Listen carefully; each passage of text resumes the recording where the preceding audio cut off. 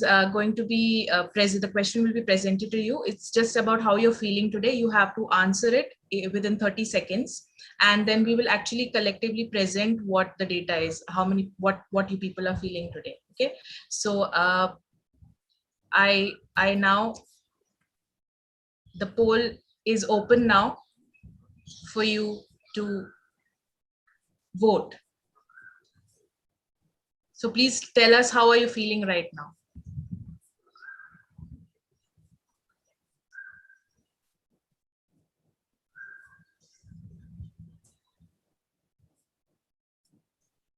It's a multiple choice question, so I think you can see the 5 options here.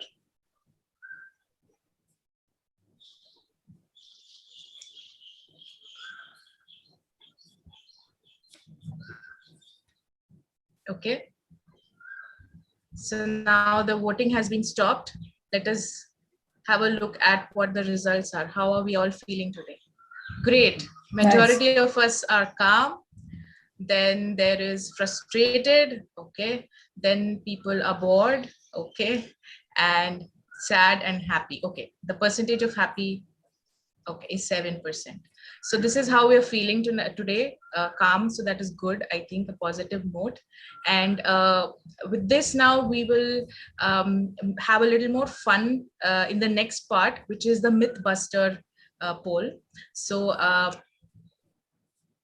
what we are going to do is we are going to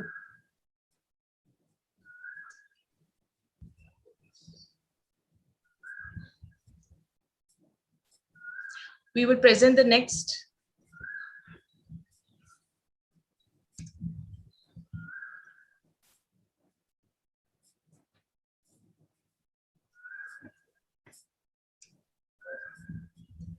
have we stopped the poll? Yeah. Yes, I think so. We should be able to move on to the next. Launch the next poll.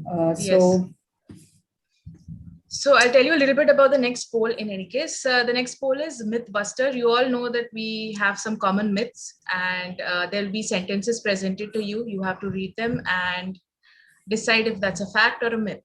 Okay, and then you vote for it, and then we'll see whether it's actually a fact or a myth.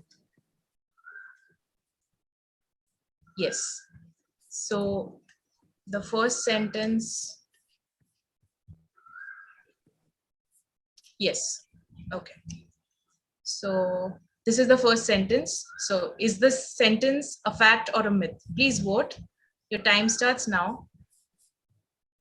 Yeah, it says, I can't do anything for a person with a mental health problem.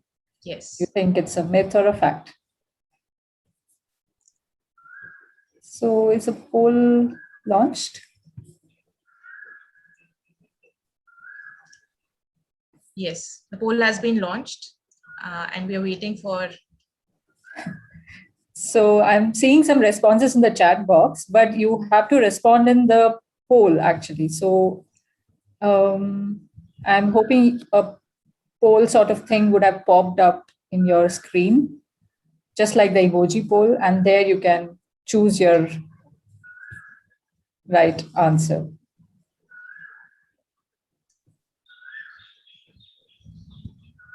I can't do anything for a person with a mental health problem. Is this a myth or a fact? So we have stopped the polling now. Let's look at the results. What do you guys think, whether it's a myth or a fact? Oh, yes, perfect. Great. So all of you know that this is a myth. Let us look at what the fact about this statement is.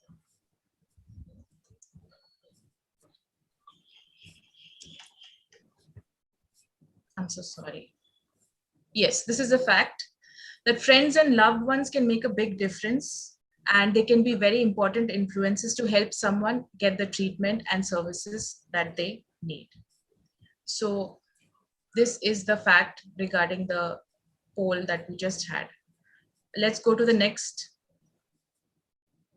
myth or fact.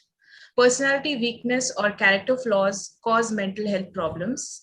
People with mental health problems can snap out of it if they try hard enough. Is this a myth or a fact?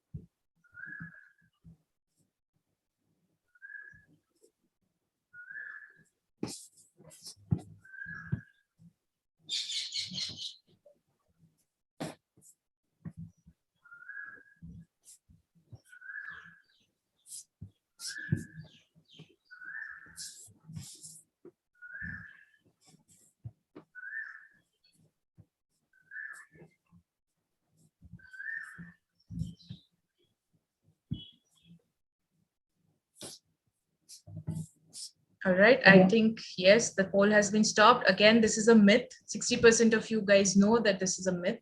So let us look at what the fact is.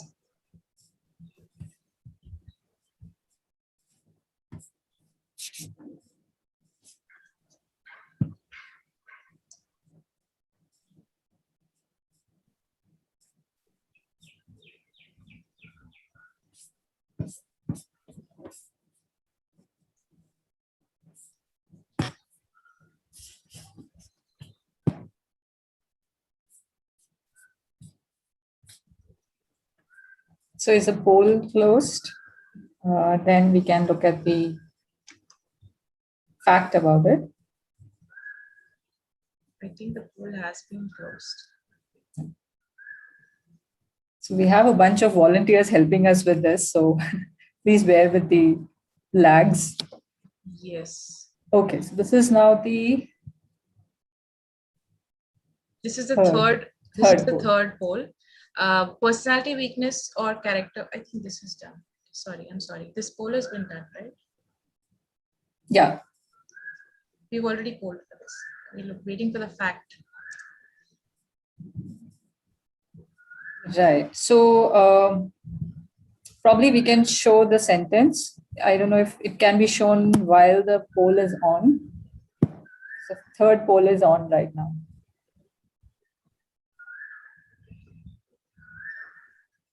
Okay. So probably we can just.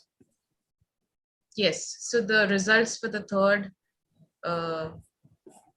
Mythbuster poll is also out. Myth, 63% of you are saying that this is a myth, and 37% of you think that it's fact. So then let's have a look at what the fact is.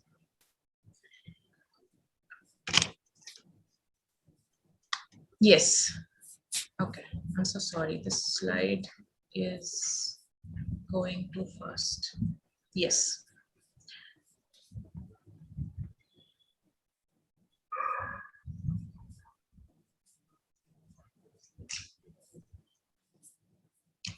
Mental health problems have nothing to do with being lazy or weak, and many people need help to get better. This is the fact behind the poll that we just conducted.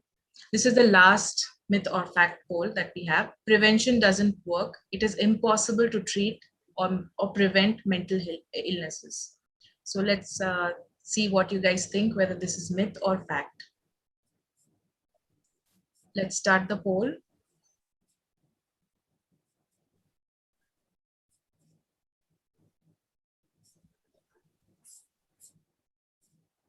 So the sentence on the screen is prevention doesn't work. It is impossible to prevent mental illnesses. Is this a myth or a fact?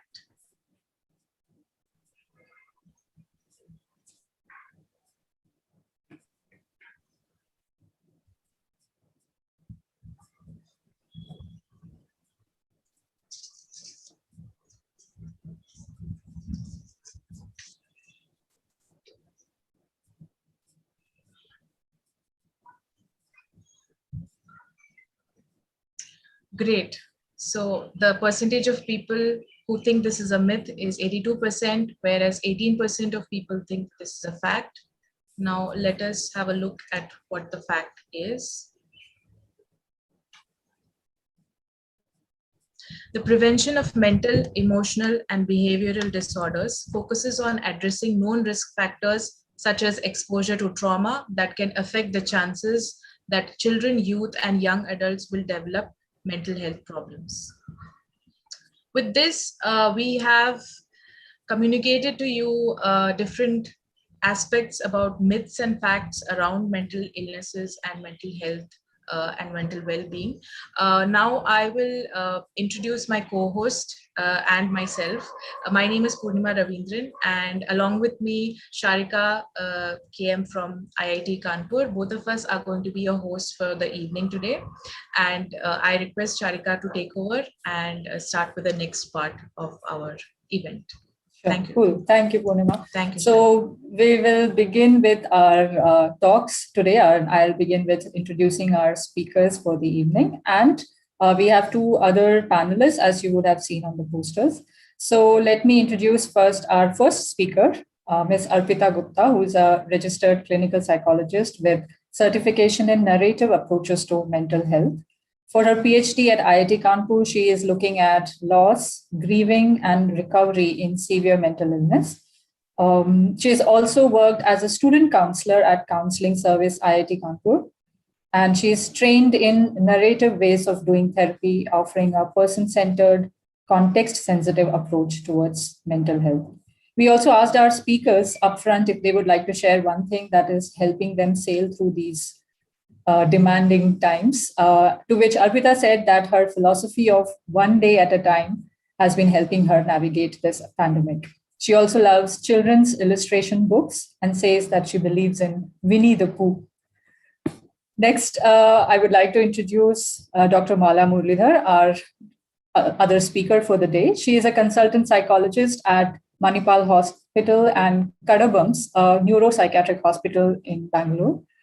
She also practices her own clinic, which is called Mind Sites, and has nearly 15 years of experience in the treatment of depression, anxiety disorders, personality disorders, substance abuse in adolescent and adult population.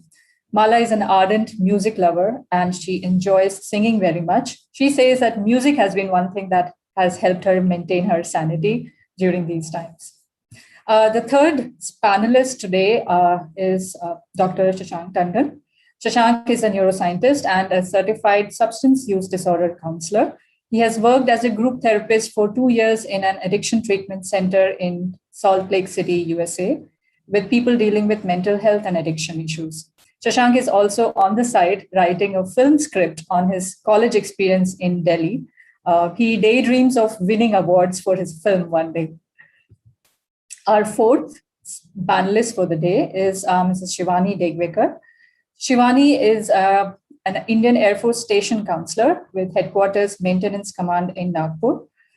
She's previously worked as a family counselor at Sitabardi Police Station for about 4 years and has been associated with the Dear Mind organization that works towards emotional wellness of people. Shivani confessed in us by saying that she's intimidated by gadgets and the use of new technology, especially things online. But I'm so glad that that did not stop her from joining us today and being part of our community. Thank you, Shivani. So let's kick off with our first talk. Arpita, floor is yours. Thank you. I would require you to stop sharing the screen. Thank you.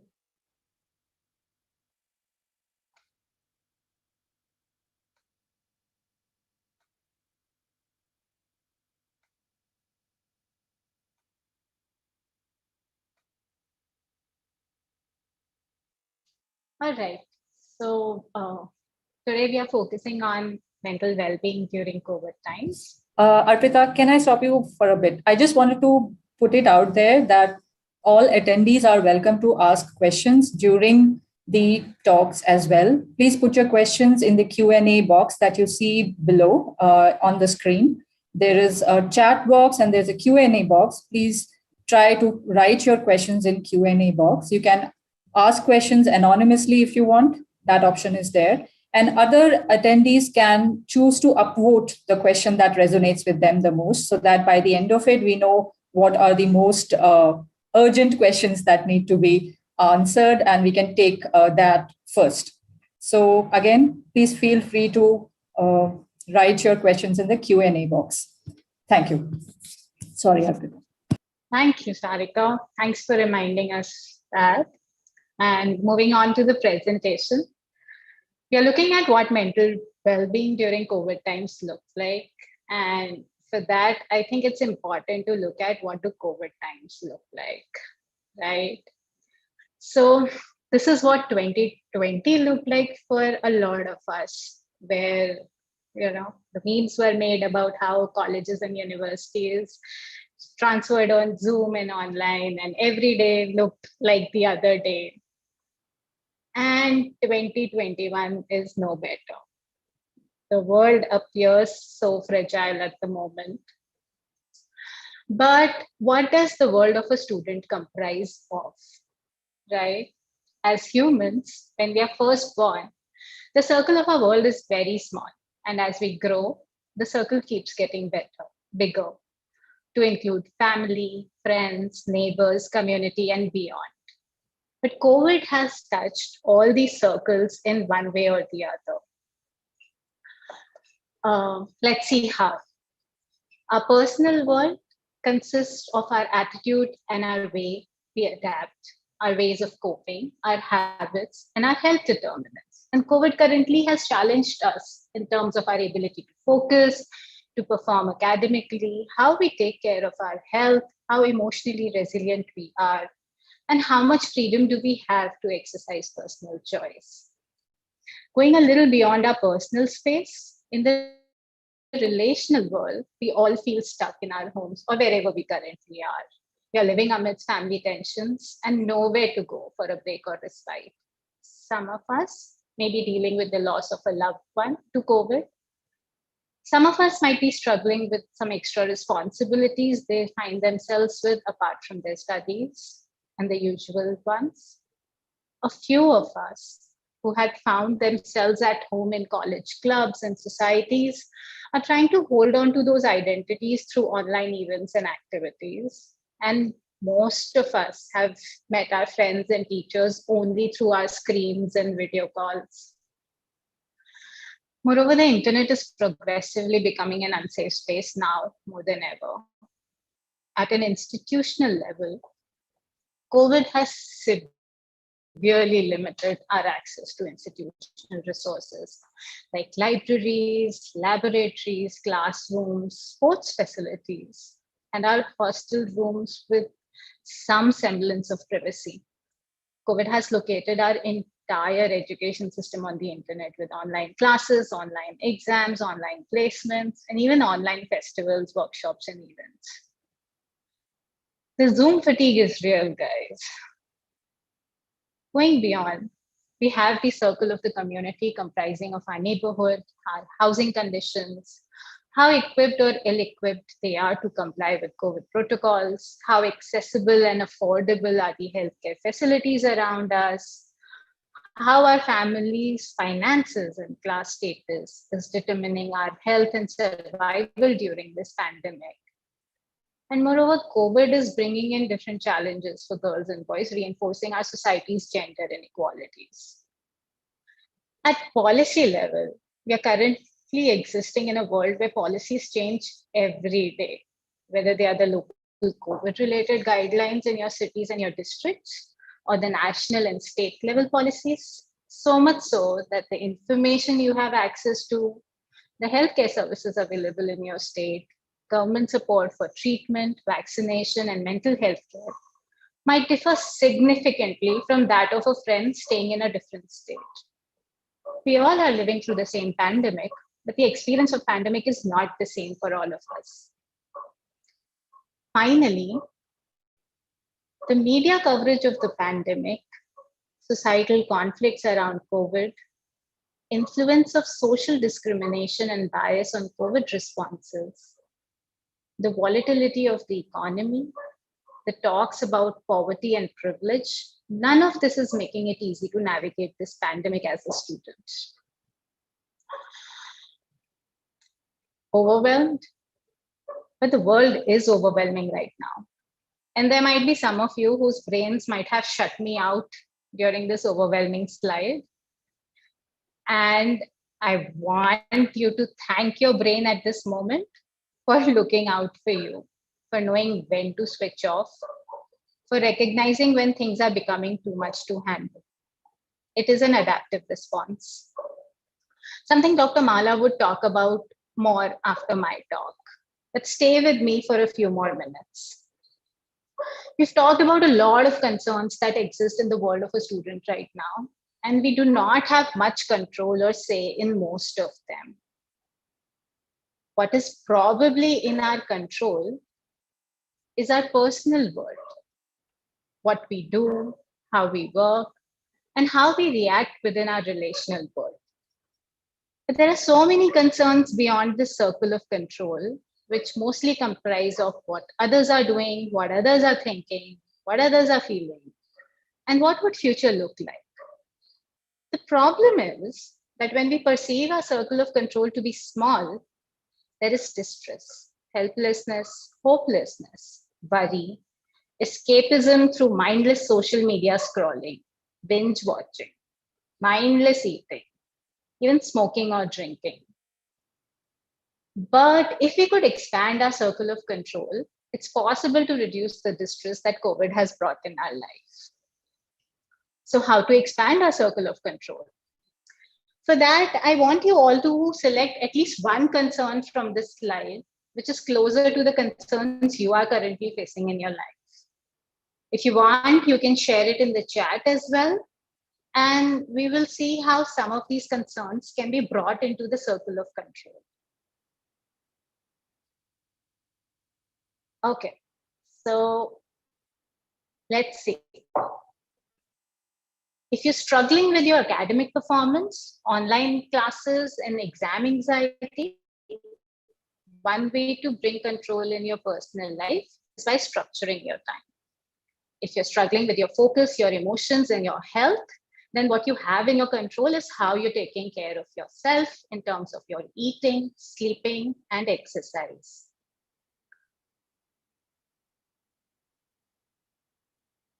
During arguments with family, friends, and peers, all you can control is whether you respond to them, when you respond to them, and how you respond to them.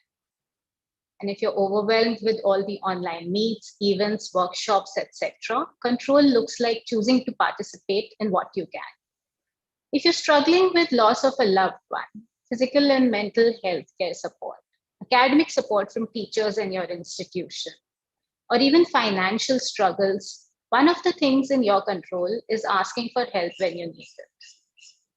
And if you're overwhelmed because people in your family and your neighborhood look up to you for help and support, control looks like being self-aware and knowing your limits when supporting others. Finally, if media, news, information, social discrimination, and conflicts during these pandemic times are causing a sense of agitation or frustration within you, then control looks like choosing how much information and social media you want to consume. We've been able to reduce the number of concerns, and we've been able to increase our circle of control here by applying these ways of exercising control. And I know that there are still concerns left here that are beyond the circle of control, but there will always be something which you got to let go and just focus on what you can control. So that's what I'm gonna leave you with. The idea that you got to let go of the things you can't control and focus on the things you can at the moment. Thank you. Thank you, Arpita. No, really appreciate all the important themes that you have touched in such a small talk. I hope we'll get into more of that in detail in our Q&A sessions. For now, I'll just briefly ask Shashank if you want to add anything to this, Shashank, and before we proceed on to the next speaker. Thanks, Sharika. Thank you, Arpita. I mean, I love the circle of concern and circle of control. So yeah, I mean, as Arpita said, right, there is this whole circle, like there's so many things that we don't have control over. But then what happens is that we tend to get obsessed with these things which we don't have control over. And that causes a lot of frustration and distress and anxiety. Like we don't have control over like when we'll go back to the campus or things like that, the exams. And it's a loop, it's a negative loop that keeps going on in our mind. And once till we don't move from that loop to the next step, it's called the concept of radical acceptance. Like you accept that, okay, this is these are the things I can't do anything about. Like once you accept that, then you can move on to the next step, which is like, okay, what are those little things that I can do something about? And so this shift is very important. It's called reframing. And Dr. Mala Muralidhar, that is what she's going to talk about, like all this anxiety, distress, and frustration, these negative self-thought. How do we move from there and reframe ourselves into looking at something positive which can help us navigate this pandemic? So Dr. Mala, please go ahead. Thank you.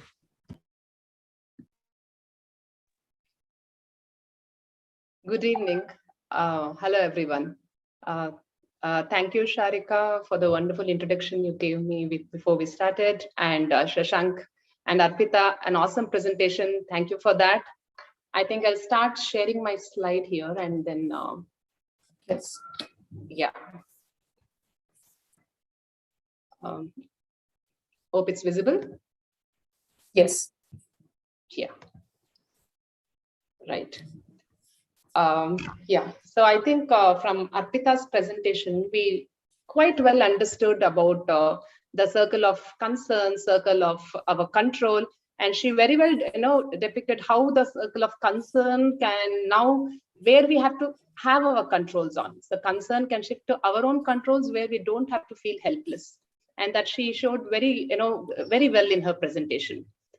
Now, in this part of the presentation, I'm going to take you through how this pandemic can impact each one of us individually in our own ways.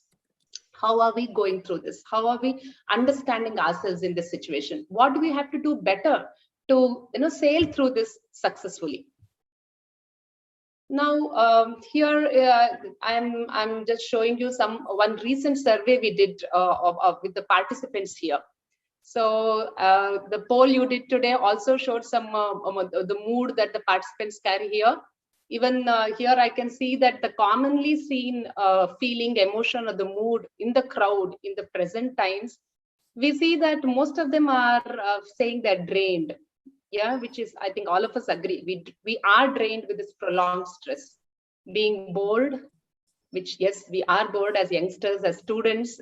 I mean, we are losing our prime time. We are worried. Yes, what about the future? And very positively, a lot of people also say they are calm, which we also saw in the poll today. That's a very positive thing to begin with. I think being drained, bored, worried, frustrated is something all of us are going through in this present times because of this crisis that we are all getting into today. Now, understanding, getting ahead, what are we looking at? Like, what is it making it? Why is it we are focusing on students or youngsters? Why is it, we are looking at what is making it difficult for the students? So coming from the experience and what we learn from this young population is, first of all, there's a loss of peer relationship in this age, especially in adolescents, young adults. Peer identity is one of the most prominent identities in their age. So here there is a compromise in the peer identity because they are not able to meet their friends. They're not able to get in touch with each other, like physical being with each other. Physical touch is missing, which makes it very difficult for them to kind of understand what they're going through. And other important part is loss of a goal and purpose. So having a goal and purpose is one of the main driving force, especially in students and youngsters. And this is also one of the strong identities they belong to. They belong to the strong identity where they have a goal and a purpose, and they're driving themselves towards this goal and purpose. There has been a setback here. All of us agree there has been a setback here. Loss of activities and distractions.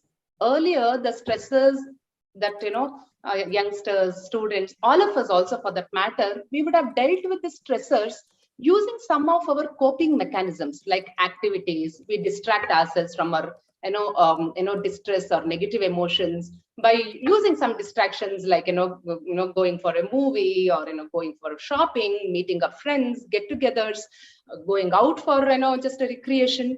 But now there is this activities that we would find ourselves happy with, and the distractions are missing.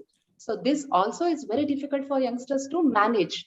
lack of control in the environment that we also talked about earlier, that we do not know what is going to happen tomorrow. The uncertainty in the times. I don't know how I'm going to manage my tomorrow.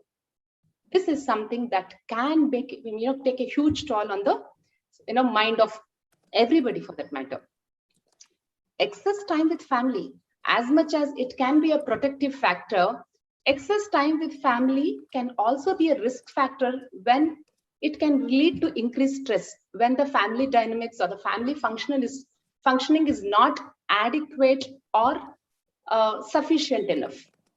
Again, as we talked about, cluelessness and uncertainty about the future. You don't know what is going to happen. All my plans are stalled. All my objectives are taking a hit. What do I do about my future? This is something which is pressing for all of us, and especially students. Losing, as we talked earlier, coping mechanisms. Earlier, any other stress, difficulties we would have faced, we had our coping mechanisms intact to deal with it. And that would have been handy for us to not feel stuck or trapped as much as many of them are feeling today, and which is unavailable now. And earlier predisposition is a liability or a tendency to suffer from a particular condition. Earlier predispositions, if any, even without our knowing, without our awareness, there could be earlier predispositions or vulnerabilities we would have carried. This can get activated or triggered in this specific situation today. So especially in students, youngsters, we see a lot of people, youngsters coming between the age of 18 to 25, having this activated condition, full-blown condition of any, mental health like anxiety, depression, OCD, without knowing that they carried this disposition earlier. So this, critical time can activate their earlier dispositions that they wouldn't be aware of because of all the other things they would have got into, like using their coping mechanisms.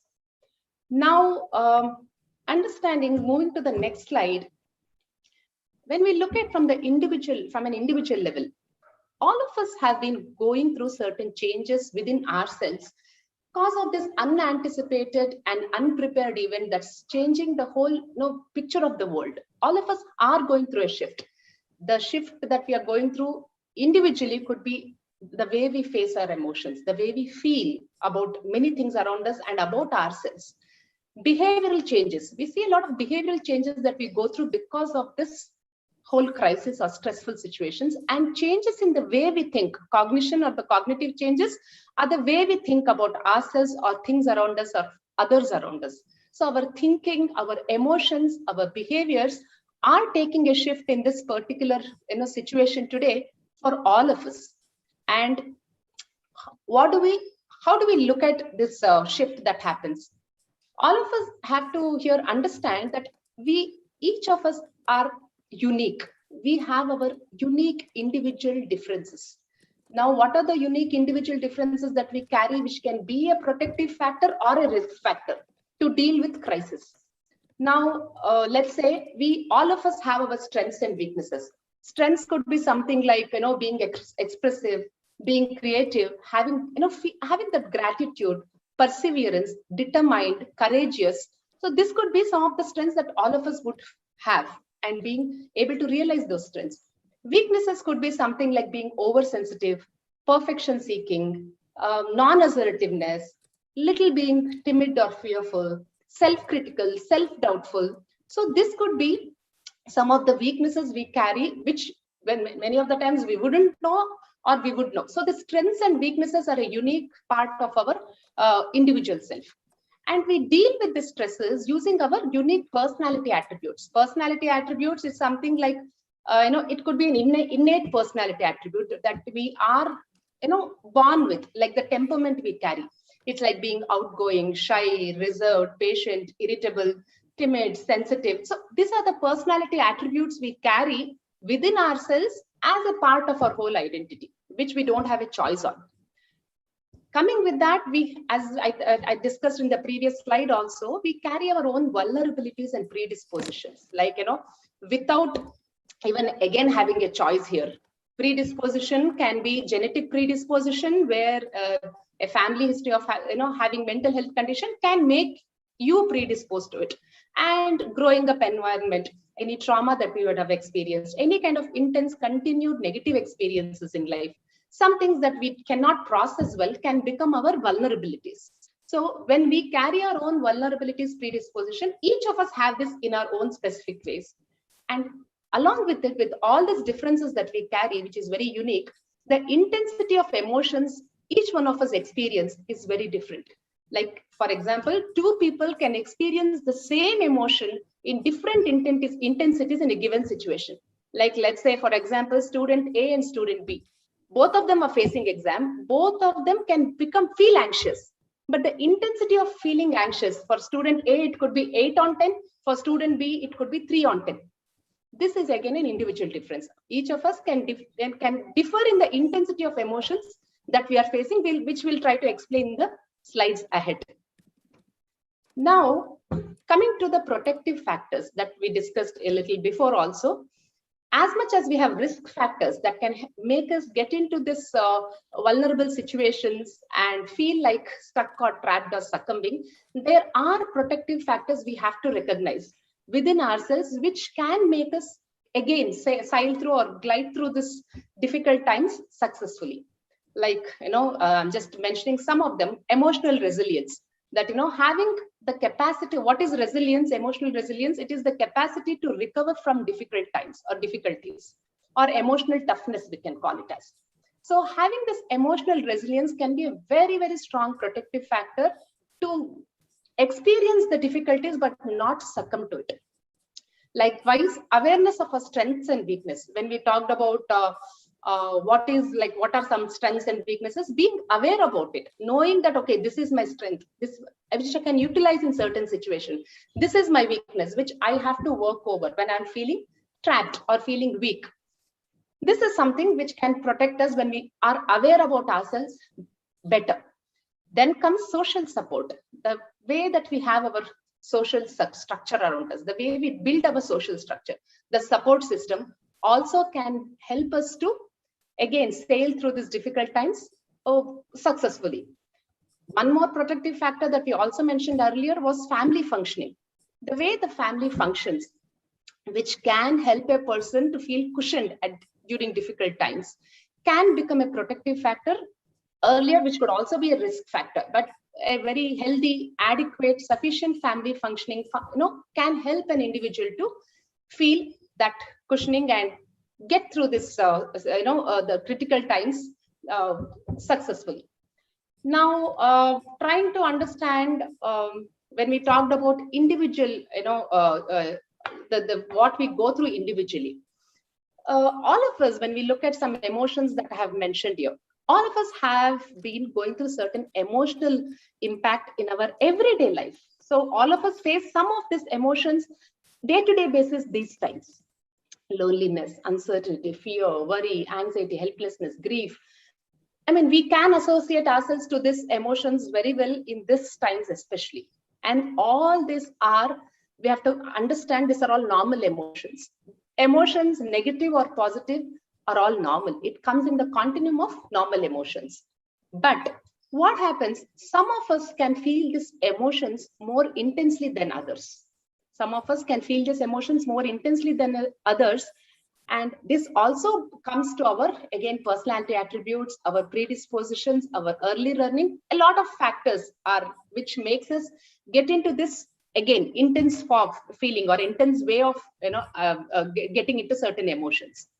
Now, when these emotions, we do not know how to moderate it, when it goes unmoderated or unregulated, these emotions can lead into an emotional distress, especially in such stressful times.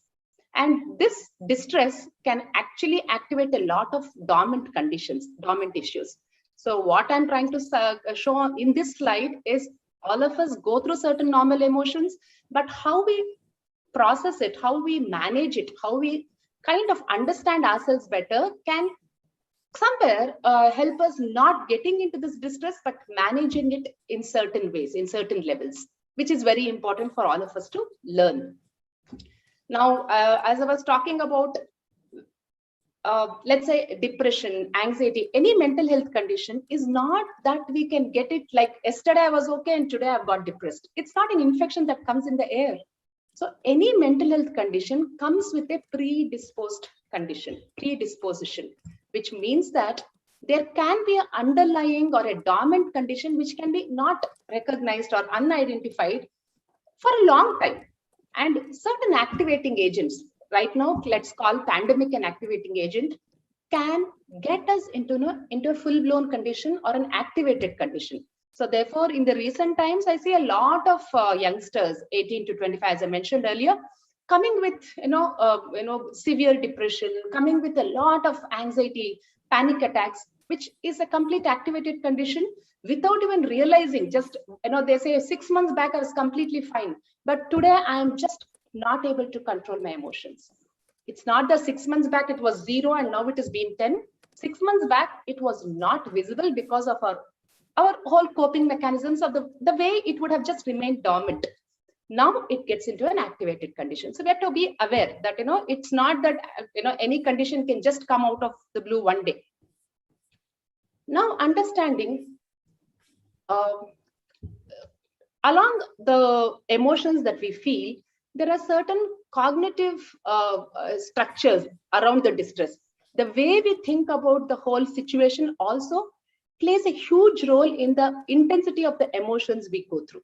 Like, for example, some of this kind of thinking pattern is what we see typically in a lot of people who come to us to take help. I am alone. What if something happens to me or my loved ones? I'm scared. I cannot do anything to change the situation. I don't know how to manage my life. Nothing is working. I have no control. I cannot tolerate it anymore. Everything is frustrating. There's no hope. This will never end. So these are some of the common themes that we see when youngsters come to therapy. Now, and this can also happen to all of us. We can feel this one or the other times in this period or in a day.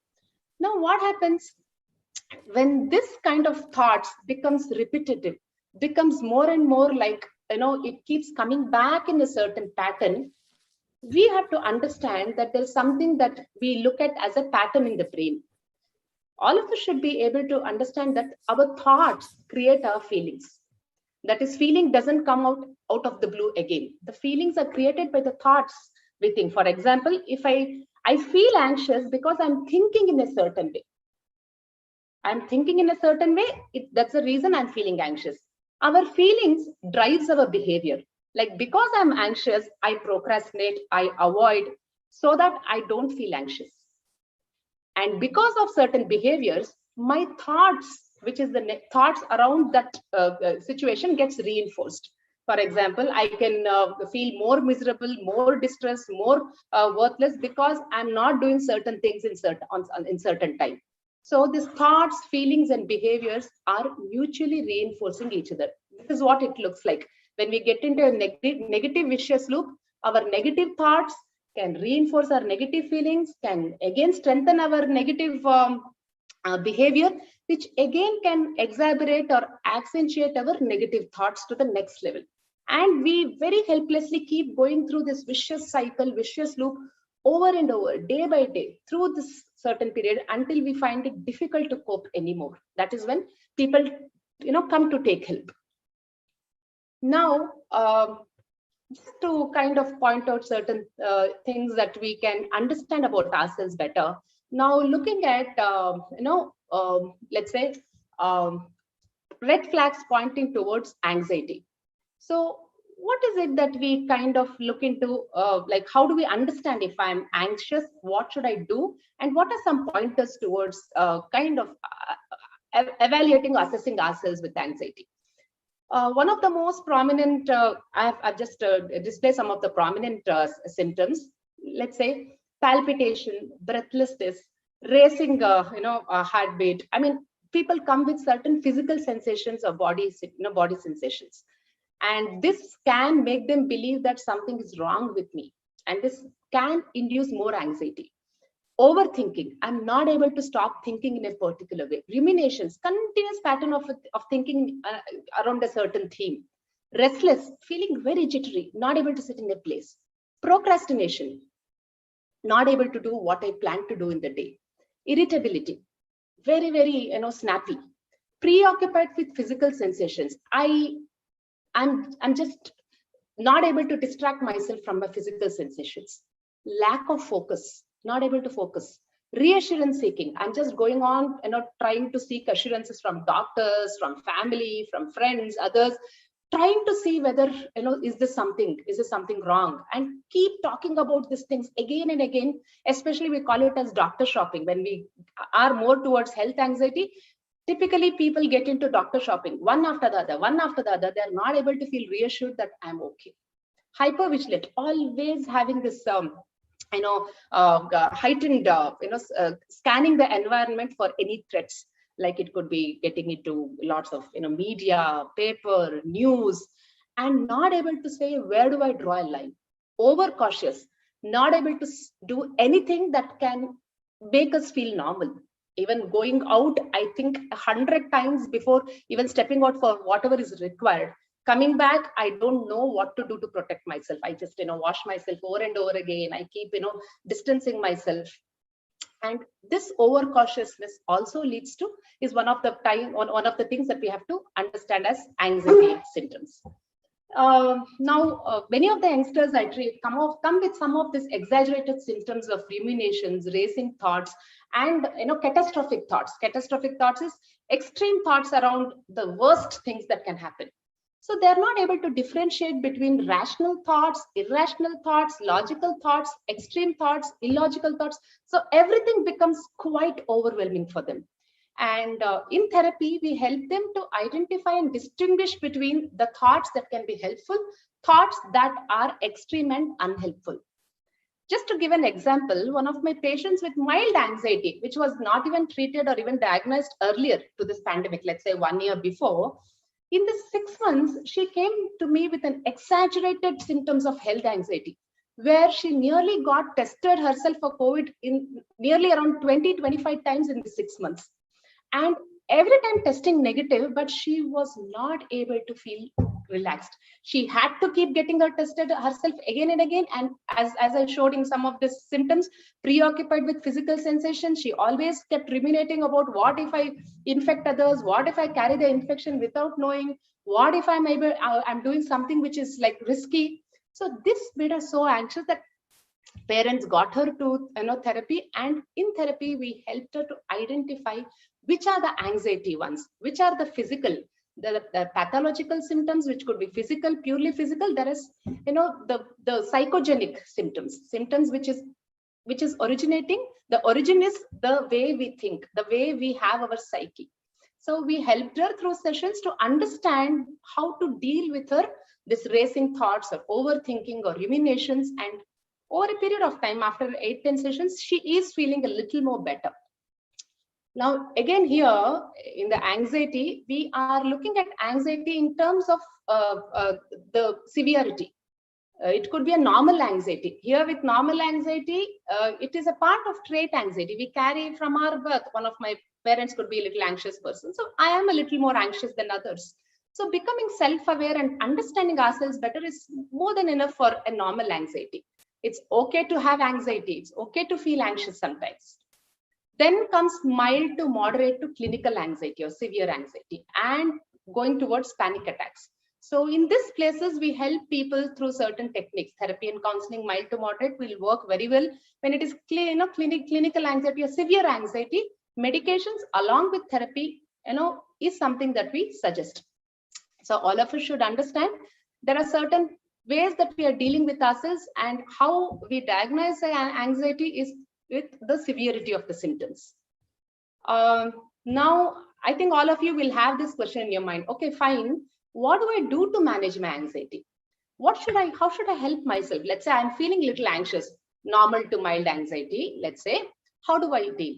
So when we get clients or patients to, they come for help, they come for therapy, we help them to understand, first of all, what is something which is pathological, what is something which is psychogenic. When they would have gone for n number of tests, n number of their doctors, and everybody would have said, okay, there's nothing wrong, it's normal, you are safe, but they're not able to feel normal. So this is a psychogenic, and the sensations are coming. I mean, they're feeling breathless, they're feeling that, palpitations, which is all showing some pathological symptoms of some disease.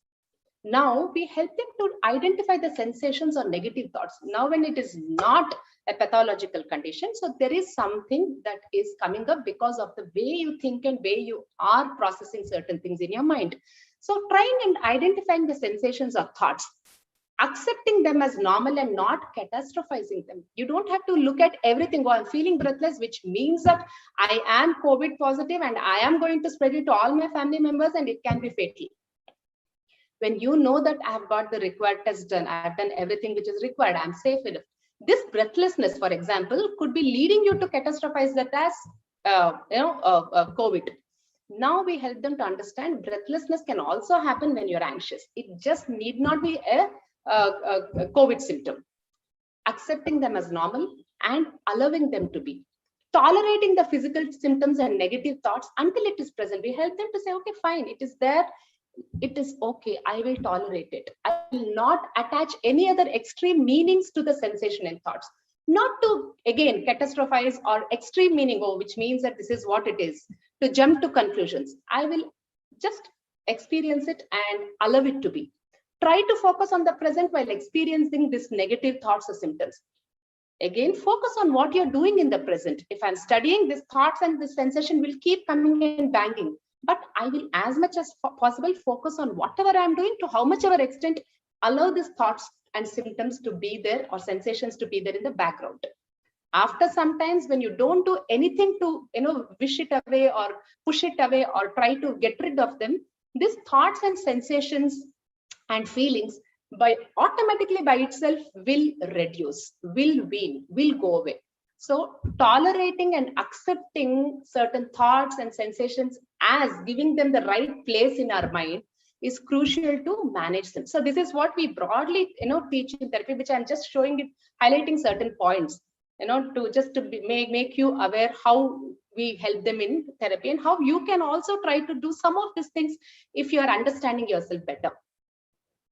Now, moving towards, again, red flag towards pointing depression.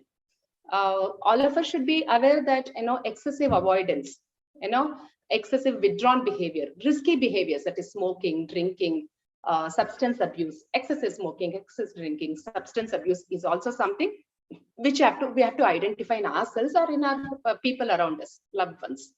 Tiredness, loss of energy, and without a reason, I'm just feeling tired the whole day. Overindulgence, just into screen, into mobile, and I'm just completely losing myself there. Agitation and restlessness, I'm snappy, I'm restless, I can't sit down in a place like that. On the other end, it could be slowed thinking and slowed speech and movement. Poor performance, I'm just not able to perform like earlier. Absenteeism, I don't want to attend classes, I don't want to go to my online class. Less attention to hygiene and appearance. I don't care about how I look. I might not take bath for days together. I don't even want to. I see a lot of youngsters coming to us with saying that they don't feel like taking bath. They take bath once in 3 days. They don't even want to brush their teeth, comb their hair. So lack of attention and attention to hygiene and appearance is a very strong signal.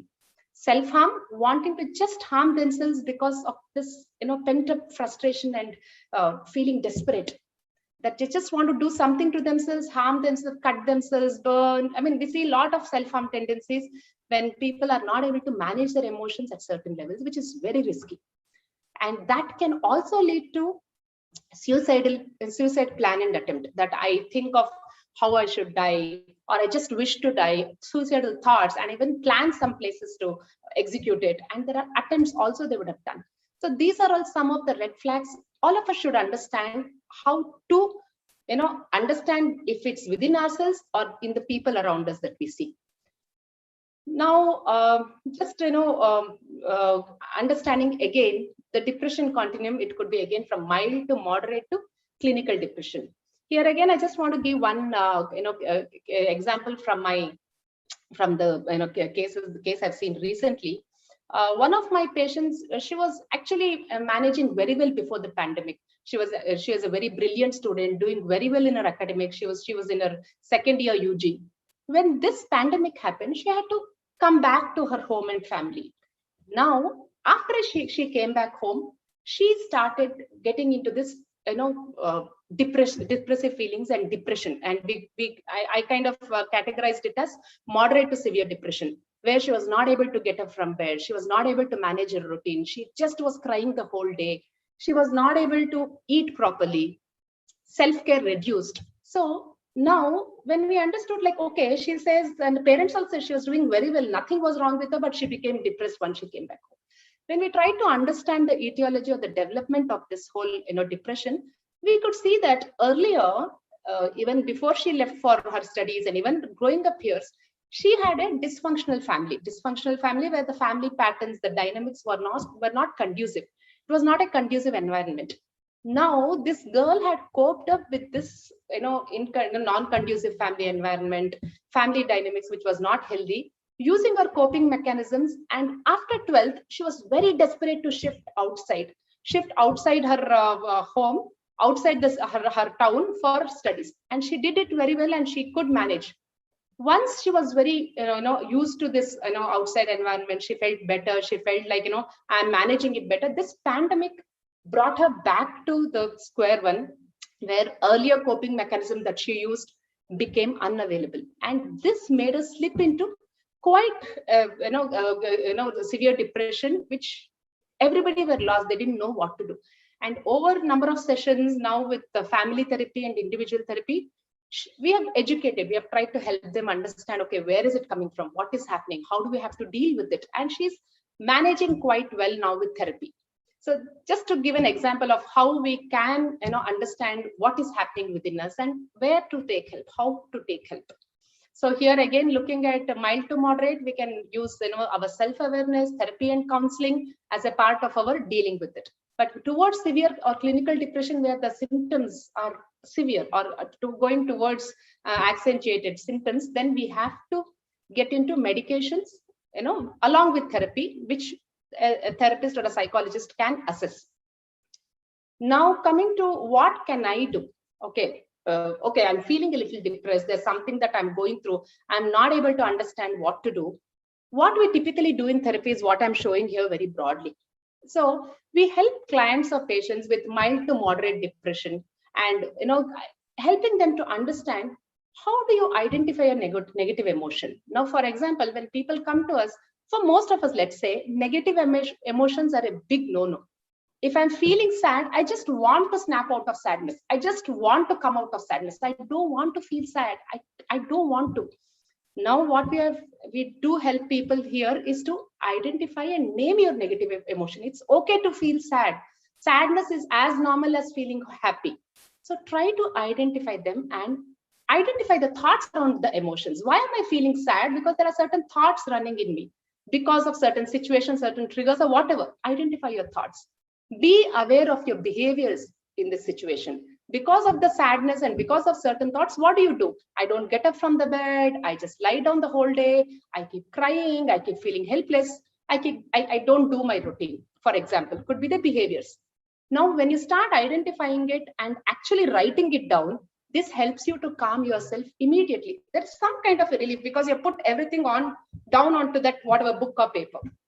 Now, what we typically do in therapy, with help that you can always try to do this, identify the extreme patterns in the thoughts and emotions. There are extreme patterns which a therapist or a psychologist or a counselor will help an individual to understand what are the extreme patterns.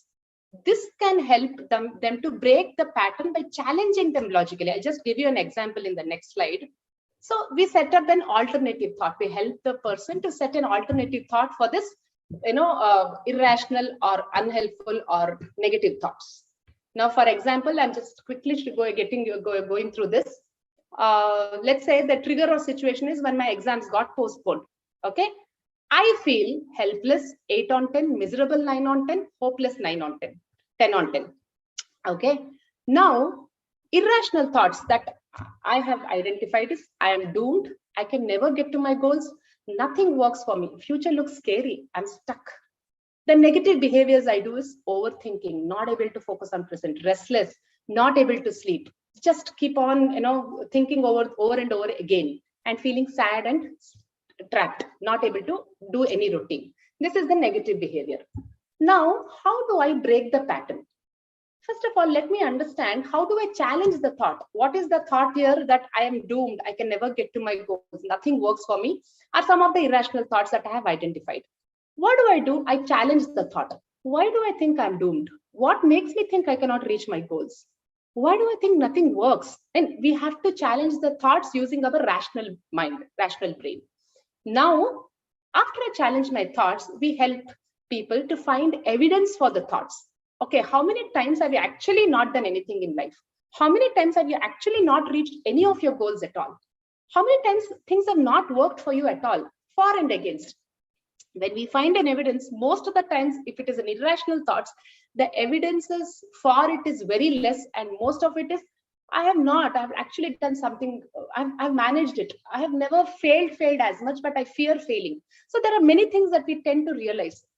With this evidences, we try to help them restructure their thoughts using logic and evidence. Like, what is it that I can think about it now with the evidence that I have got? And this helps them to restructure their thoughts and trying an alternative helpful behaviors rather than just feeling, just staying on the bed, not doing anything. I push myself to be in the present and do whatever I'm supposed to. So helpful behaviors, helpful coping mechanisms. So this is broadly how we can look at breaking the pattern. And with therapy, we call it as this whole approach is called as CBT, cognitive behavior therapy, that we can apply on ourselves, and we can also take help for the same when we are getting stuck a little more. Now, coming to broadly, talking about certain coping mechanisms that we have to, understand, which, if again, awareness and insight that we have to develop is, what are the things I'm doing today to help myself? So I've just pointed out some of the helpful coping mechanisms here. Sharing with others.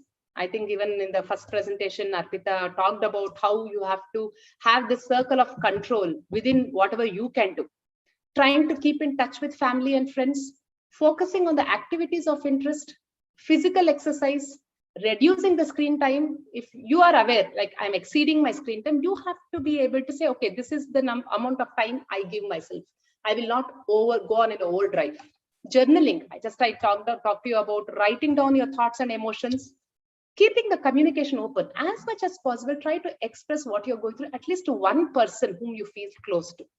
Maintain a routine. This is very important and crucial. Even though we don't have a fixed agenda, fixed schedule today, but having a routine, a healthy routine, getting up, getting ready, doing our stuff, planning activities in the day, planning something which we like to do, which we love to do. So we have to have a routine around the day, which makes us feel more in control. Like that, what we have to avoid is unhelpful mechanisms, which can be overindulgence. That's what we discuss now. Staying isolated, staying in the room just by myself and not wanting to interact because of whatever reasons. As much as possible, try to come out and mingle with people at home. At least lack of routine, not having a routine is a very big, has a detrimental effect on the health. Binge eating, unhealthy eating. Yes, we have to know what we eat and how much we eat and what is it that we are consuming. Lack of communication and expression. We should be able to develop some form of expression and communication. Avoiding activities. The more of what I like to do earlier, I avoid because I feel like clueless. I don't even know what to do. We should be able to actually push ourselves to activities. Not having a sleep hygiene is a strict no-no. You have to have a healthy sleep hygiene, which means that sleeping at a particular time every day and getting up at a particular time. I see a lot of youngsters coming with very disrupted sleep routine, that one day they sleep at 3 o'clock in the morning and get up at 12 o'clock in the afternoon. The other day they feel very tired and get a sleep at 11, and the whole they wake up at 4 o'clock, 5 o'clock in the morning. So this disturbs our body rhythm, which again disturbs our mental hygiene. So having a sleep hygiene and maintaining a sleep hygiene is very, very important. So with this, I would want to end my talk, giving you this this to take away with. It's okay not to be okay or not to feel okay. It's okay to talk. Likewise, it's okay to share. It's okay to take help when things are not enough. You are not feeling in your own control. So this is what I would want all of you to take away. Thank you. Thank you, Mala. So much, so many things packed in there, and all of so much importance. First of all, just being aware of what to watch out for within ourselves and in others, when to know it's time to pay attention and something is missing. And then so many pointers on what you can start with. So I love the talk, and I think we probably people are busy asking their questions also. So this video will be there on YouTube. You can take your time to go through it in future too. Just to before I open the floor for the panelists, Shivani, I would like to invite you to add anything to Mala's I know very comprehensive presentation, but anything that you would like to add? Am I audible? Yes. Yes. So I think everything is covered by both of the madam. So I just want to add one little thing. All the things, apart from all the things, if we spare at least 15 to 20 minutes for ourselves by doing meditation, it will definitely help us, because I think meditation is the only thing which relax our mind. Means if we are tired, we get a sleep of 6 to 10 hours and we will feel fresh. But that time also our mind is working while sleeping. So I think meditation is the only way to relax our mind. So I just want to add, if possible, all participants should start meditating. I know it is very difficult, because meditation is not the thing कि मैं आज चालू कर रही हूँ, मेरे को कल से जमने लगा है. But if start practicing, at least we feel better. ऐसा मेरे को लगता है. Right. Yeah. At least some of the things that are under control are controlled, right? So, okay. Thanks, Shivani. I'll open the floor for taking up the question. We have some upvoted questions. We also have some concerns that were expressed in the registration form by all our registrants. So we'll hopefully try to address as many as possible today. And just to put this out there, that those couldn't be or wouldn't be answered would be answered on an online format anonymously, of course, on our website or some other social media handle. So with that, Purnima, do you want to start with the first question? Yeah, thanks, Sharika. So I'm going to take one question from the Q&A, which has been upvoted. This is about future and the uncertainty that they are seeing in their future, and about handling studies along with the household work, because they're all at home being students, and also all of this balancing act that the student is expected to do, it is affecting her studies and mental and physical health. So the pressure regarding future and how to handle this pressure is something that she wants to know. This is a question posted in our Q&A, and it has been upvoted. So one of our panelists Dr. Mala would like to take the question. Yeah, so Purnima, again to restate the question, how do I handle my routine, or I am feeling very anxious, I'm not able to handle my, yes. That's what she's asking, yes, right? She's saying that there aren't enough resources, and how do we handle the studies along with household work, since we are homebound, and unavailability of study material being online, and she's a girl, so she's expected to do the household work as well as studies. So she's being affected by the whole pressure. I think some of it are very practical problems, not able to get materials, not able to find resources, not able to, And along with it, I think what she is also saying is I'm not able to, focus on myself, because there's a lot of expectations, my housework, and being a girl, there are so many things that we are pushed into. Now here, what I would want to stress upon is having that, firmness or assertiveness, wanting, planning the day and trying to show to anybody, like in the family or anybody outside, that this is what I would want to do in my day. This is how my day would go. Because many of the times we see this timidness or feeling like not assertive enough to express, to say, to communicate, to actually put forth what they want in their day, in their life, is something that kind of hinders a lot of going through the day successfully, or going through this period successfully.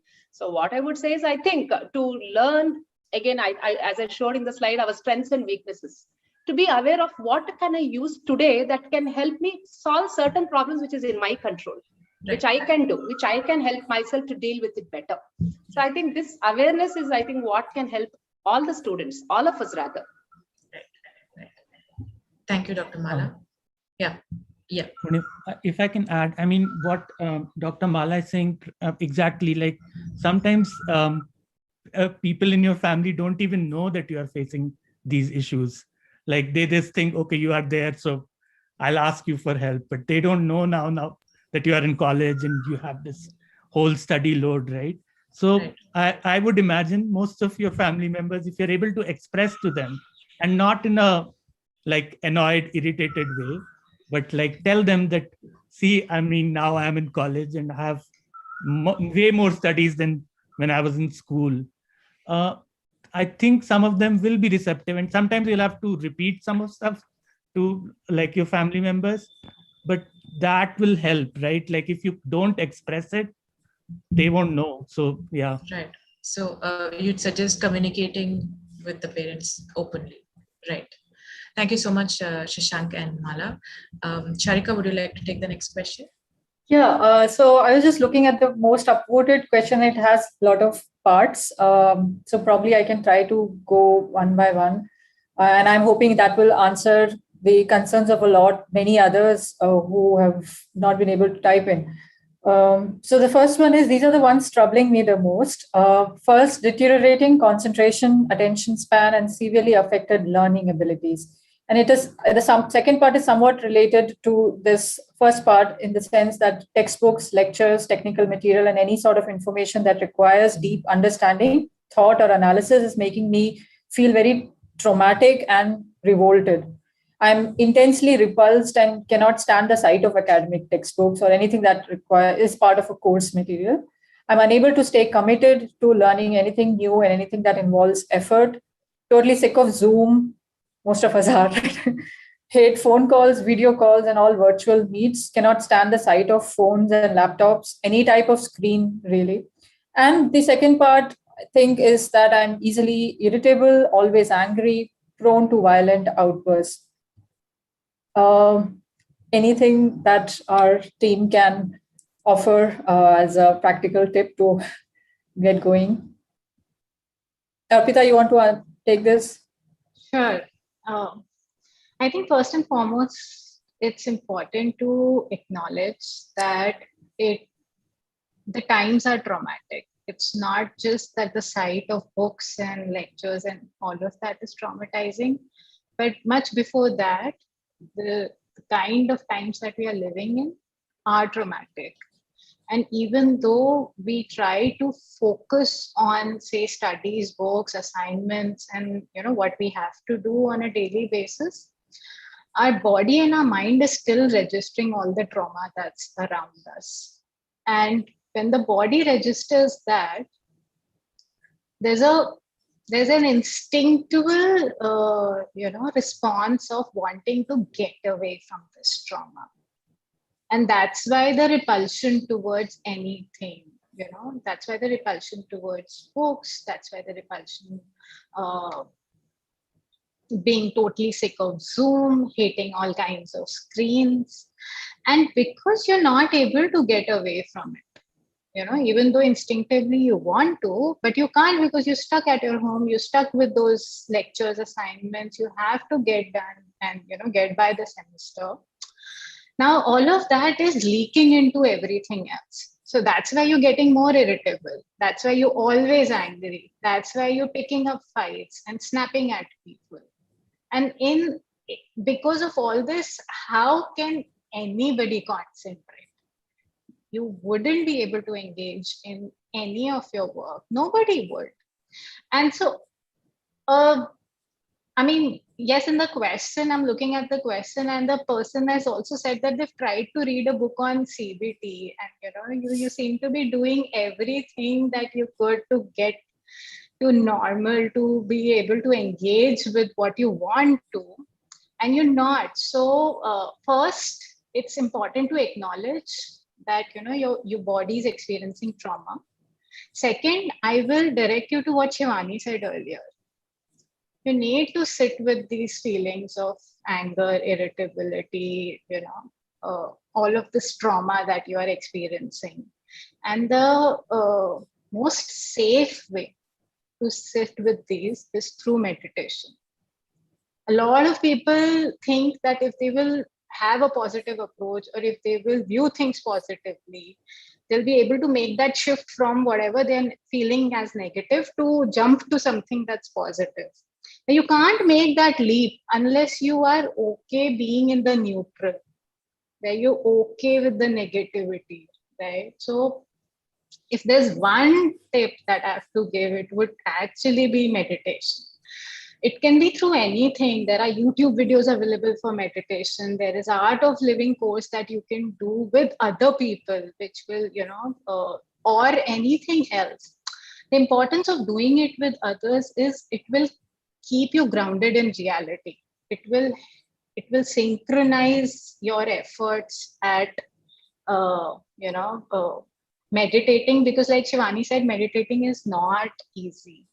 And it's because you're unable to commit to learning or anything new, and meditation is going to be new. It will be difficult to commit to it. But if you persist with it for a week or two, you'll notice the difference. So yeah, that's from me. Cool. Anyone else wants to add anything to that? Shashank, Mala, Shivani?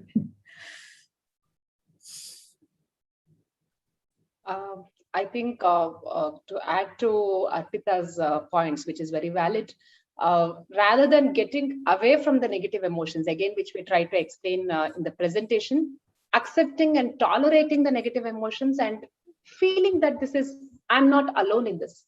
I'm a part of this whole, and I am also doing my best to try to make it work for myself, rather than focusing on the negatives and just feeling overwhelmed and helpless. To look at it as normal and to tolerate this, thinking that this is a passing phase, and doing certain mechanisms that can help, like yoga, meditation that we mentioned. This is going to help you to let this pass and then get back to that the stage when the normalcy. So I think this is what I would want to add. Thank you so much. Purnima? Yeah. One thing. Yes, Sure. Shivani. Yeah.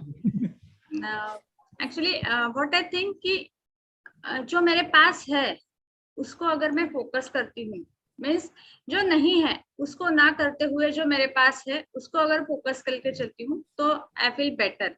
और we can do kindness to other. दूसरे के पास जो नहीं है, even I can help my maid, so वो भी मेरे को एक पॉजिटिविटी फील देता है. जो जैसे मेरे पास जो कुछ भी जाता है उसको अगर मैं फोकस करती हूँ तो मेरे पास जो नहीं है वो मैं पुश बैक कर सकती हूँ. That is also positive feeling, ऐसा मेरे को लगता है. Sharika? Yes.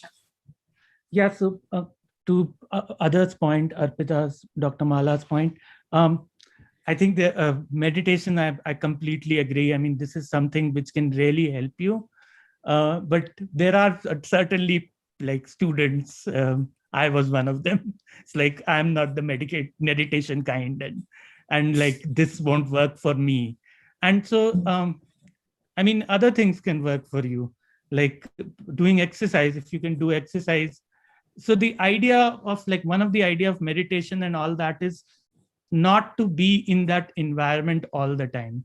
I mean, if you are not the meditation kind, just start with, okay, 10 minutes or 15 minutes, I won't have my phone near me. Tell your family members, I don't want to be disturbed. Let me sit with my thoughts. Let me, as Dr. Mala showed in the presentation, what are my thoughts which are awfulizing thoughts, which are irrational? What are the thoughts which are valid? Do that, like just be with yourself. I mean, and then maybe you can start doing meditation, like if you are, but yeah, at least do that self-care. I think that's important. Valid point. Thank you. Okay, let's move on to the next question. Yep. The next question is actually related to Dr. Mala's presentation. So the question is, Dr. Mala talked about emotional resilience. I understand it being a protective factor, but these days, every day brings tons of new difficulties to put you off. So, how does one maintain emotional resilience so many number of times? It's really exhausting to keep uplifting your spirits every single day. How does one become better at this? Yeah, I Right. think If that's I a may add to this, actually, there's a larger consensus question or concern that we got from the registration forms as well, that Right. how to keep ourselves positive, Motivated. Yep. positively motivated. I mean, we know that it's good for us, but it's so hard to still be positive despite, reading about these Right. uplifting quotes and all. So, any practical tips would help. Consistency. Yeah. Yeah, I think Okay. that's a very good question. How do we keep managing our emotional resilience? How long can we keep pulling? Resilience is a strength, but how long can we keep pulling it? That is something which is very natural, that we get drained, we get tired. There is a lot of fatigue that sets in, mental fatigue. But what we have to keep as a part of our identity is the hope, is something that we have faith within ourselves. Resilience is a protective factor, and that is not something that will get over in a certain period of time. It's not like it gets emptied, it gets over. It is something that we can preserve, we can deal with it by giving ourselves the right acknowledgement, right acceptance, having that spirit of, okay, this is where I am today, and then trying to be there and not push yourselves to feel better immediately. So what I would tell a lot of people, even my patients and my clients, that allow things to be, but do your best for the day.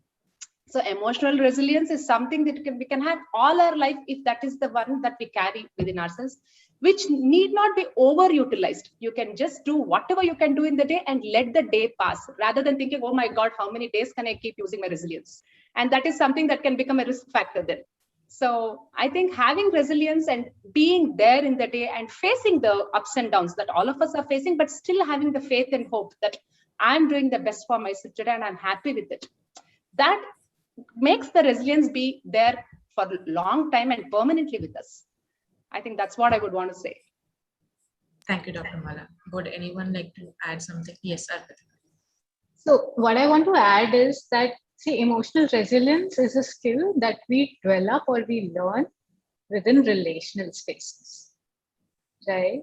So right now, at this moment, if you feel that, you are the only one who has to pull yourself up when things are, trying to weigh you down, remember, you're not alone. All of us are in this boat, and your family, your friends, and everybody, it's good if you reach out to them so that you can pull them up in their times of when they are weighed down by all of this, and they can do the same for you. So it will not look like as if you have to do it for yourself every time something new comes up and is challenging your capacity and capability to emotionally regulate and be resilient in these testing times. You don't have to do it alone.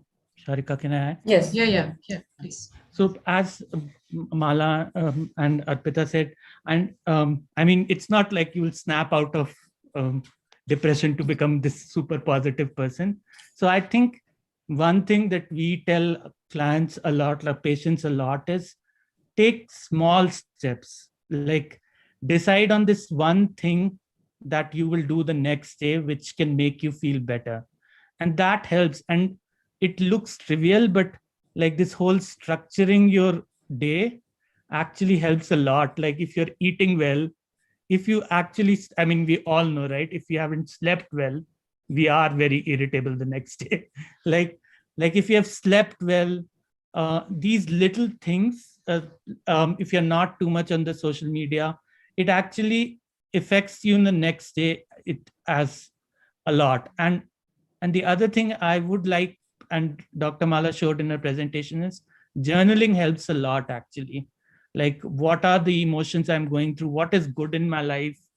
I mean, we think of like right now it's like a collective anxiety and collective everything is bad, but try to like separate. There are good things in your life right now too. So if you're able to do that, that will help a lot. Like journaling and taking one small step, and that will make you feel better, and then you do the next step, things like that. Yeah, I just want to add to Yeah. what Shashank said. If you're going to pick up journalism, and if you have to go the simplest way, at the end of the day, just write what you're grateful for. One thing that you're grateful for, that's it. And in the morning, just wake up and make your bed. If nothing else, you did that one thing. Right. And that will make you feel accomplished. I think start loving yourself.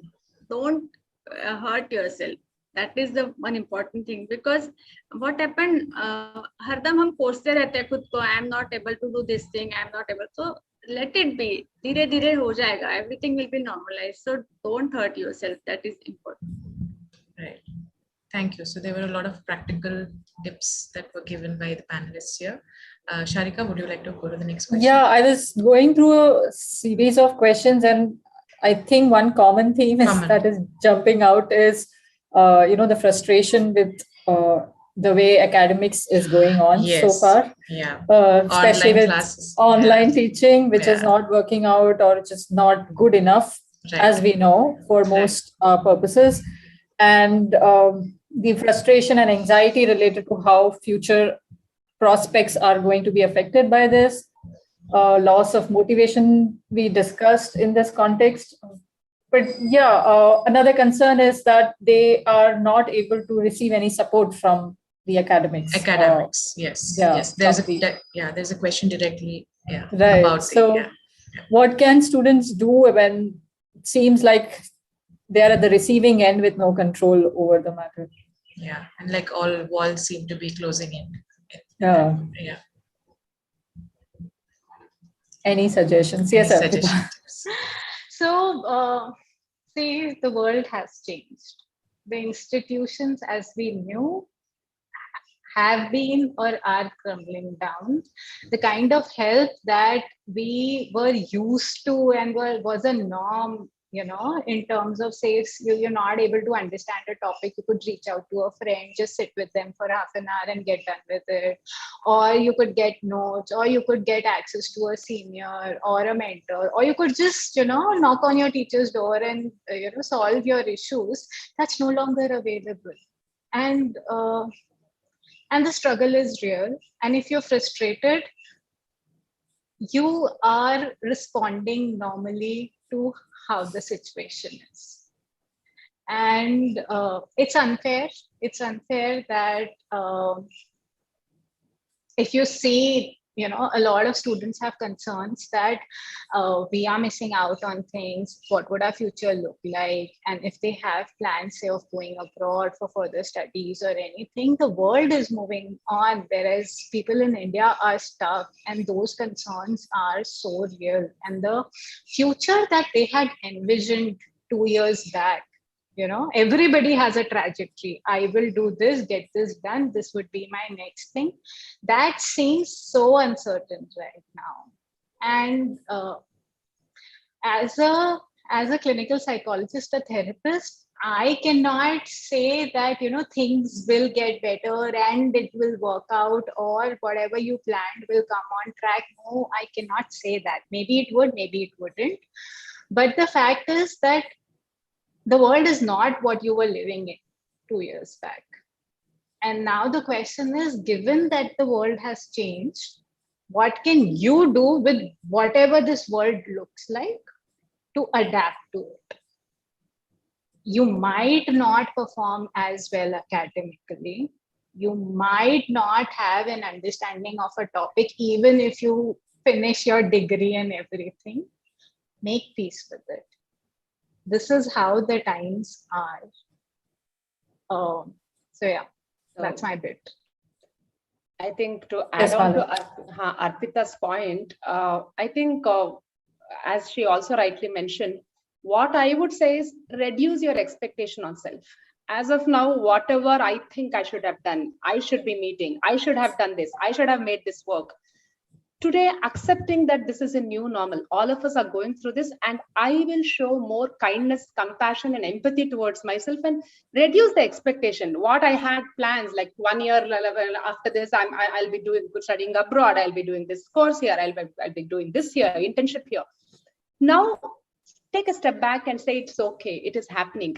We will see how it goes. To have that, that kindness and compassion towards yourself, and understanding that this is all of us, what all of us are going through, and I am with myself. So if this is what we can train our minds or our brains to be with, it is going to be a protective factor. It is going to help us to, get ahead in our day successfully. Yes, Shashank. And to add to Arpita's and Mala's point, I mean, I completely agree. The world is not normal. Don't have that kind of expectation from yourself. Be forgiving. But at the same time, don't go into, as was there in Dr. Mala's presentation, what if modes. Like, fine, the world has changed. It may not be the same, but it may not be what you are imagining it will be too. Like this will happen or that. Don't go to that catastrophic mode. I mean, eventually, hopefully, things will somewhat it may be a new normal. It will get back to normal. So yeah, don't go there like all the time. Come back to the current world. Okay, what can I do right now? Today, whatever resources I have, how can I study? Yeah. That's very important. Right. Right. Purnima. Yeah. So there is another common thread through some of the questions here. I'll read one of the questions, which is about whether there are any support structures available for those who are severely clinically depressed or having manic depressive disorder in the same line as those for differently able students. Because I feel like dealing at the same time with such an immense personal crisis and the burden of regular academic pursuit is not feasible. This is the question. And there are similar questions about whether online questionnaires can help one in diagnosis, whether whether reading a book can be helpful. So basically, there are a lot of questions regarding the support system that one can use to come out of or to diagnose something, which how it can be diagnosed. So if any of one of the panelists would begin with this, what their thoughts are about this. I think what I can say is, these days, especially when this pandemic has set in, there are a lot of toll-free numbers. There are a lot of online, help. Again, NGOs, volunteering groups that are helping people to understand what they're going through. At least as a first level help to kind of get themselves to talk to somebody, to get the perspective.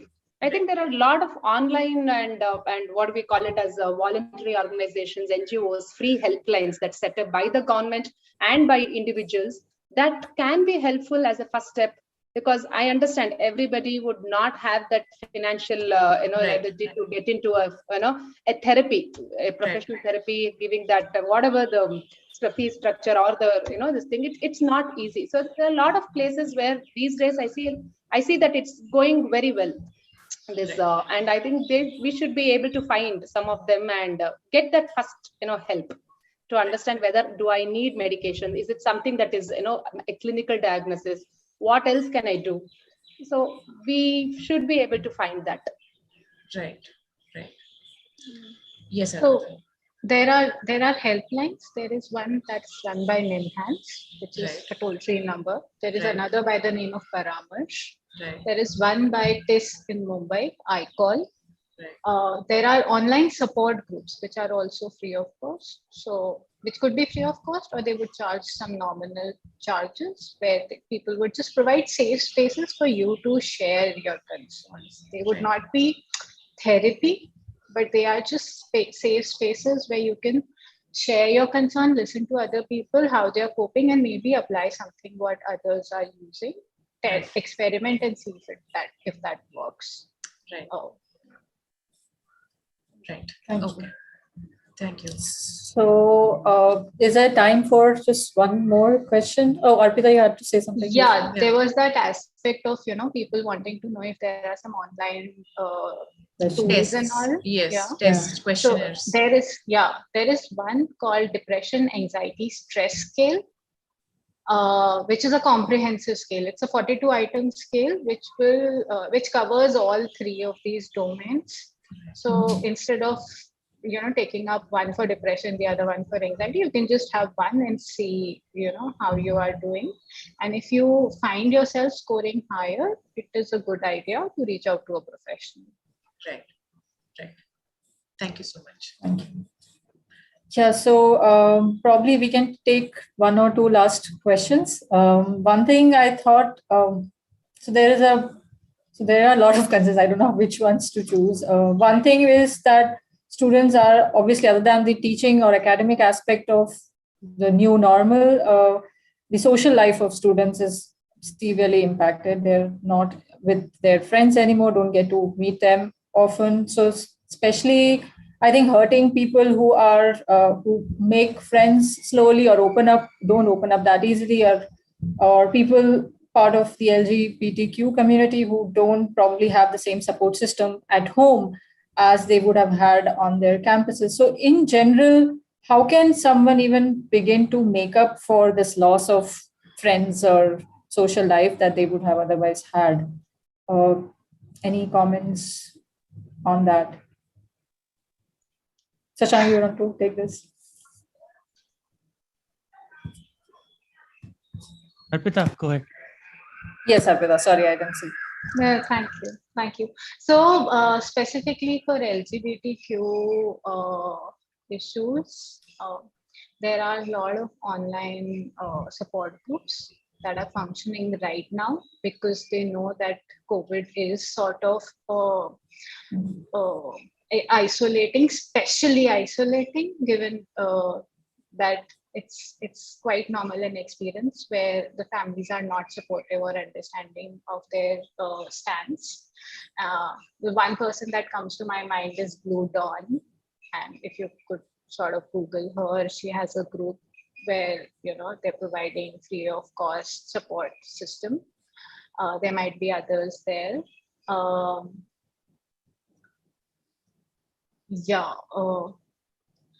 For introverts and people who find it difficult to make friends easily, I would suggest joining book clubs. A lot of book clubs are happening online right now, and a lot of book clubs are also functioning as support spaces. Like, if at the end of the week or end of the month you're discussing a book, apart from the book, you're also discussing how you're doing, what challenges you're facing. So, maybe that can be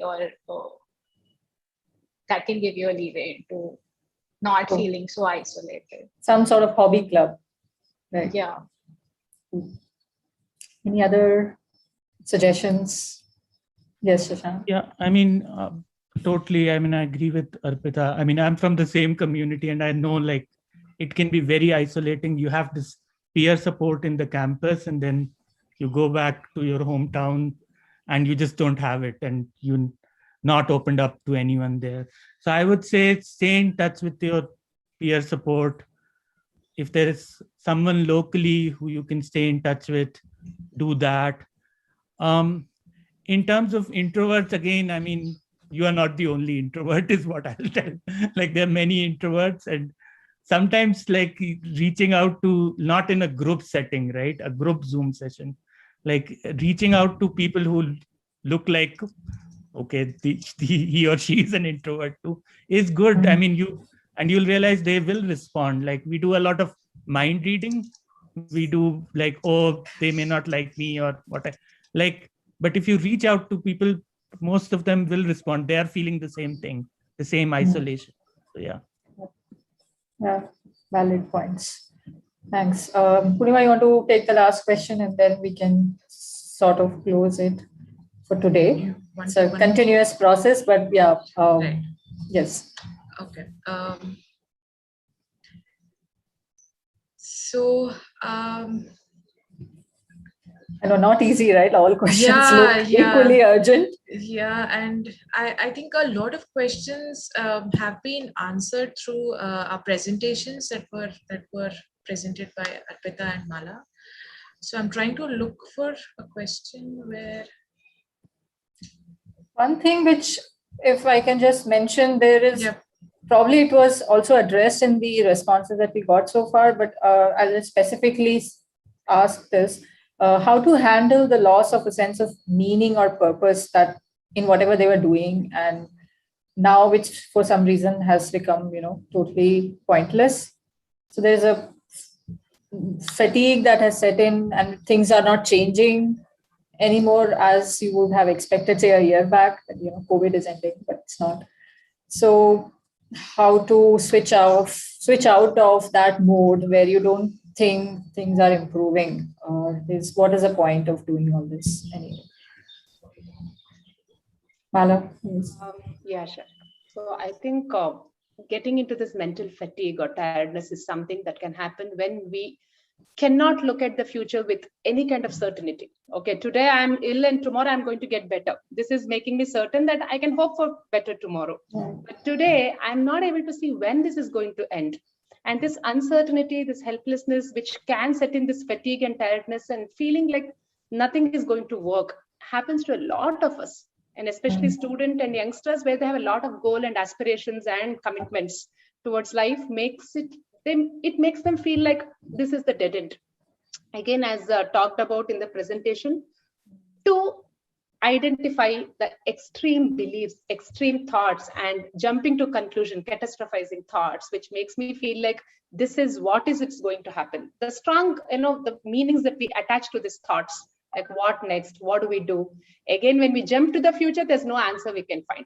I don't know, you don't know, nobody knows when it's going to end. Nobody knows. So today, what we can think of, what we can deal with is being in the present. So I think here I would want to bring in this point of being, practicing mindfulness. Mindfulness is something like a meditation, which we can get used to. I mean, there are mindfulness, videos. There are mindfulness, the classes that can go on like meditation, where we can help ourselves to be grounded in the present, to be in the present, to experience the present, to identify the emotions, sensations, feelings, thoughts, but still not lose focus in the present. Because anytime we want to give a solution in the future, we don't have that control now. We cannot do that. So just to be in the present and identify what I can do to myself today. If I have A, B, C, D tasks today, I will take up this task and get involved in it as much as possible, allowing this fear, worry, anxiety, frustration to be there. You cannot get rid of it. We cannot get rid of it.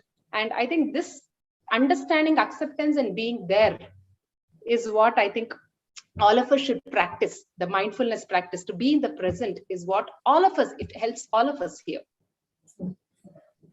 I agree. Yes, Arpita. I think just quickly responding to the issue of loss of meaning. Meaning is generally something that we create by investing our hopes, our dreams, our self into something. So, if you were finding meaning in your studies, if you were finding meaning in something else before the pandemic, and you right now, given the circumstance, feel that that meaning is slowly getting away from you. Meaning is something that you can create around other things as well.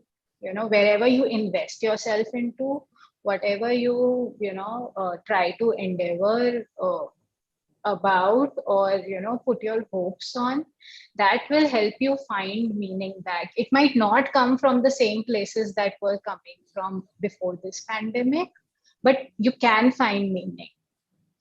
So beautiful thought. Thank you. Yes, Shashank, you want to say something? Yeah, so again, beautiful thought.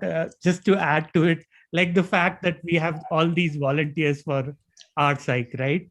Correct. The fact that they may be doing something else before the pandemic, but they decided to volunteer and like, let me find meaning in this. Okay, this is a bad situation. Let me do something about it. It's a collectively bad situation. That starts to give meaning, right? Like they're less, I mean, the volunteers are not immune to the anxiety and depression. So the fact that they're doing this, so that gives the meaning then. So. At that note, I think this is time to thank our volunteers, thank our panelists, all of you. Thank you for doing this today and being part of our community. Yes, Purnima.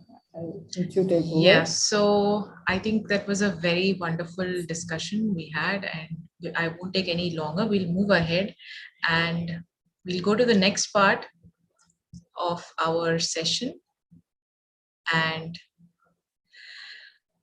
then we will conclude it soon enough. So the next part is going to be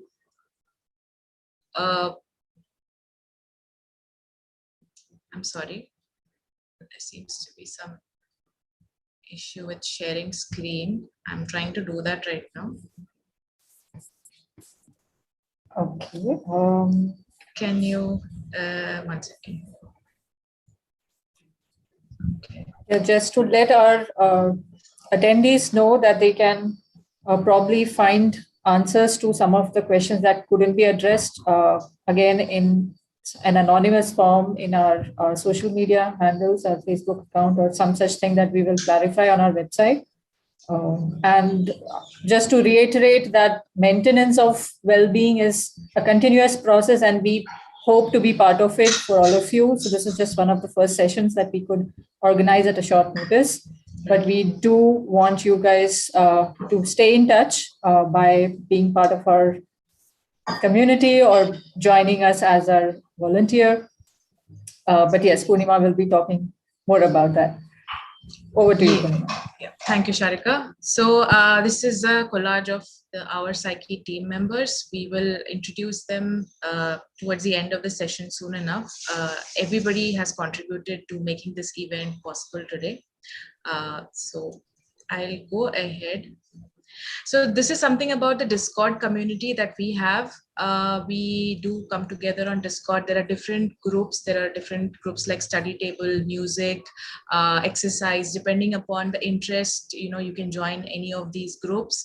There are bots available that are going to help you with, if you're feeling down, feeling low, there's a care bot. There's a bot which will help play music. And of course, other than people, right? So yeah, all of us are there. Of course, there are people at any given point. There'll be always someone or the other. There was a musical night which we organized as a community. That was the first event that we had. So all of you are welcome to join this Discord community. This is something about the bot, how it helps you if you're feeling down. It's some things that technology has helping us to get out of our moods. The next part is about joining the group as a volunteer or as a member. If you wish to, please go to our website and you will find there'll be links available, there'll be forms available, Google Forms for joining as a member or a volunteer. You can do that at any given point of time. And very importantly, your feedback. So the feedback forms will be shared in the chat. Please write back to us as to how you found, how useful or not useful you found this session, today's session to be. All kinds of feedback is welcome. We are in a process of improving ourselves, so please feel free to write back to us. And to conclude, thank everyone. And I will actually now stop sharing the screen, and I would like to list out the people behind this entire event.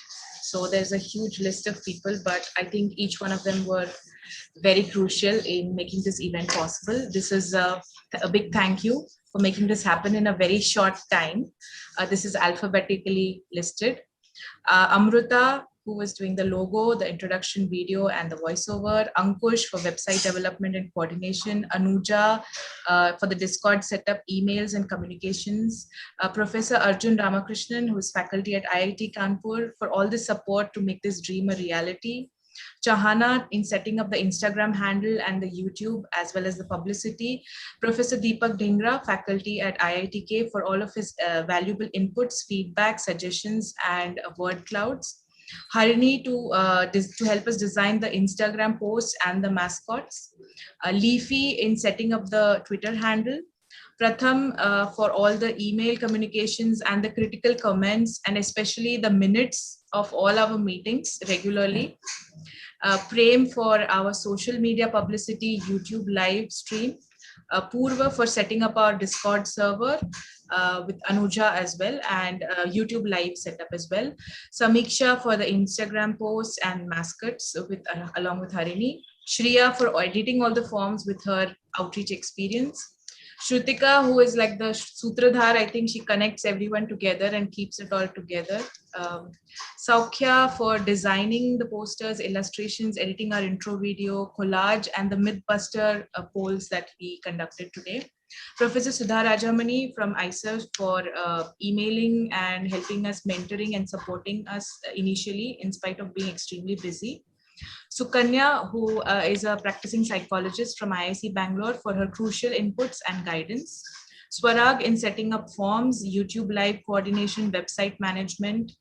Swarali from the design team for poster creation, logo, as well as YouTube banner. And finally, Sharika for being a wonderful host. And thank you, Purnima, for the same. Okay, so can we have their faces now that yes. some of us are... Yes, volunteers, please. Yeah. Yes. Yay. So a big round of applause for everyone making this a huge I think all of us should unmute and clap for ourselves. You know? Yes. For our community. Sure. Thank you, guys. Thank you. I mean, just to reiterate that this is all student driven and we are just almost failing to catch up. So thank you, guys, and keep it up. I don't see Swarag and Swarali's faces as yet, but I'm hoping they're going to switch on their camera. So Purnima, are we having the mascot poll next? Should we do that now? Okay. I was... Yeah, let's do that. Okay. Let's name our mascot. Okay. So the one thing that we're going to do is name our mascot. 1 second. The polling has started already. 1 second. Can I just show them the mascot? Yes.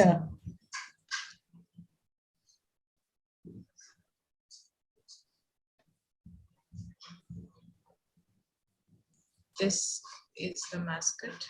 Yes. A very bright looking. So there are 3 options. Help us name our mascot: hope, joy, and delight. So please poll and help us decide a name for our mascot. Oh, we can't poll, right? We can't. Yeah. If you are on the panel, you cannot vote. Yeah, it's completely. So let's demote you back to attendees. No, but our attendees, this is your chance to. Yeah. Yes, yes. So we won't have a say in this. This is going to be completely public vote.